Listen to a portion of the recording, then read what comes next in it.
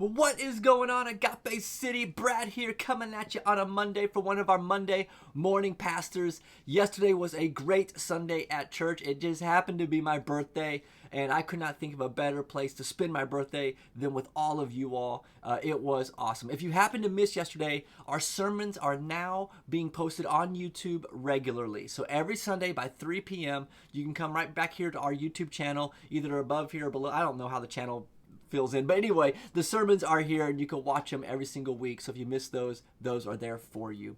But today I have a thought for you. And the thought came from a quote I heard. I came across a quote this weekend from the philosopher Bertrand Russell. And he's a mathematician. He won the Nobel Prize in the 50s. But he had this quote. And basically what he said was this. He says, he says that the world is basically filled with two types of people: fools and fanatics, and the wise. And the quote he says is this. He says, "Fools and fanatics are filled with confidence and certainty, but the wise people have doubts." Fools and fanatics are filled with confidence and certainty, but the wise people have doubts.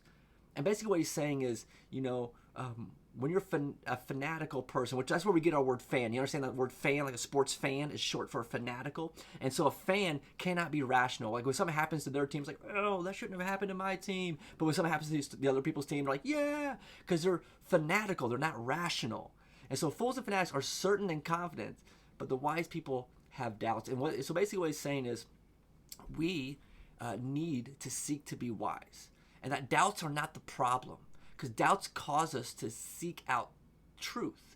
Doubts cause us to lean into things. He says the only thing that the wise person is certain about is that there is no certainty. And so they're always on this quest to grow in knowledge and empathy and truth. Now, I believe as you grow in knowledge, empathy, truth, you're always going to find God at the end of that. And I've always found that to be true in my own personal life. But what I don't want to do is walk through my life just foolishly and with fanaticism. I want to be rational and awake. And that's why when you read the book of Proverbs, it juxtaposes those two things all the way through the books: the life of a fool and the life of the wise. In fact, let me give you one verse this Monday morning to take with you this week. It's Proverbs 13, verse 20, and it says this: "Whoever walks with the wise becomes wise, but the companion of fools suffer harm." If you walk with wise people, people who are rational and people who have doubts, but people who are willing to lean into those doubts and discuss those doubts and to grow in that, you will become wiser yourself. But if you walk with fools, you're going to become harmed. Like you don't get more foolish, you get harmed.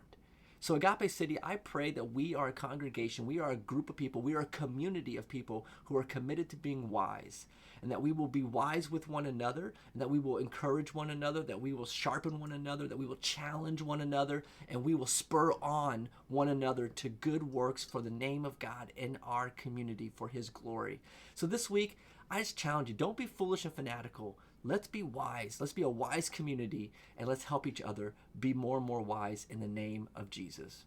So that's all I got for you today. Hopefully you guys have a great day today. I will see you all later on. Peace. I'm out of here.